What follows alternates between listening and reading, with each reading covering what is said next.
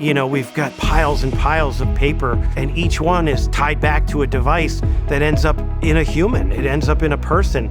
So, I worry about the ability for a paper system to efficiently follow our process. And we're seeing the benefits every day. The regulatory team is much happier today than they were a year ago. I see it even in production. I could see that they feel more confident, that they're not so worried about, this piece of paper, did I do something wrong? Did I initial it incorrectly? Did I date it incorrectly? Our future looks a lot brighter when we know it's digitized. They have a touch on the software where if you don't fill in all the batch record, it triggers and says incomplete.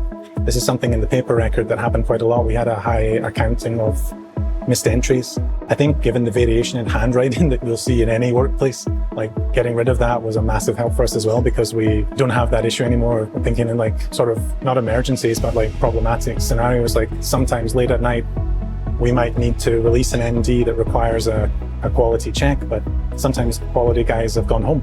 But having the electronic batch record means they can log on their computer and they can check that record and we can carry on.